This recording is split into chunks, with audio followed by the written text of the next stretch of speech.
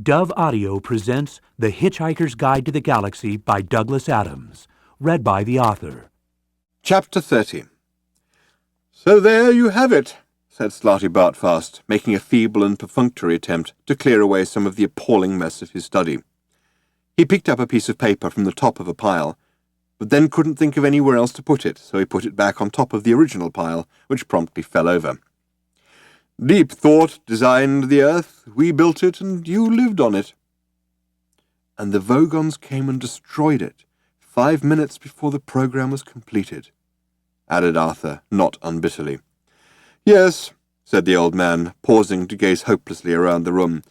10 million years of planning and work gone just like that. 10 million years, Earthmen. Can you conceive of that kind of time span? A galactic civilization could grow from a single worm 5 times over in that time. Gone." He paused. "Well, that's bureaucracy for you," he added. "You know," said Arthur thoughtfully, "all this explains a lot of things. All through my life I've had this strange, unaccountable feeling that something was going on in the world, something big, even sinister, and no one would tell me what it was." "Oh no," said the old man, "that's just perfectly normal paranoia. Everyone in the universe has that." "Everyone?" said Arthur. "Well, if everyone has that, perhaps it means something. Perhaps somewhere outside the universe we know—" "Maybe, who cares?" said Slarty Bartfast before Arthur got too excited.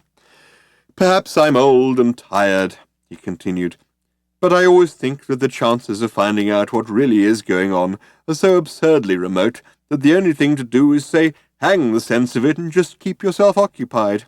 Look at me. I design coastlines. I got an award for Norway." He rummaged around in a pile of debris and pulled out a large perspex block with his name on it and the model of Norway moulded into it. "Where's the sense in that?" he said. "None that I've been able to make out. I've been doing fjords all my life.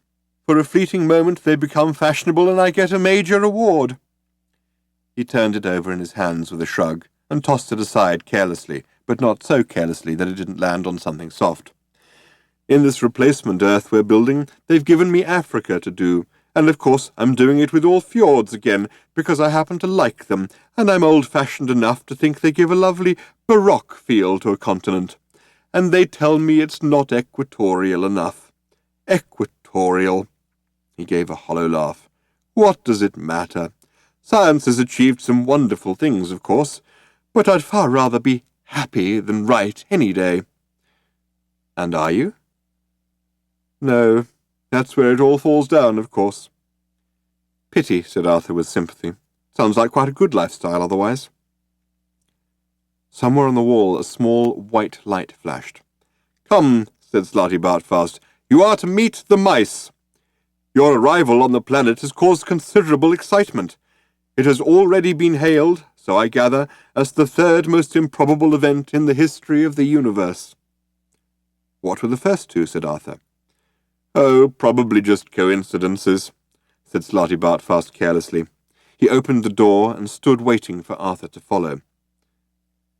Arthur glanced around him once more, and then down at himself, at the sweaty, dishevelled clothes he had been lying in the mud in on Thursday morning. "I seem to be having this tremendous difficulty with my lifestyle," he muttered to himself. "I beg your pardon?" asked the old man mildly. "Oh, nothing," said Arthur. "Only joking."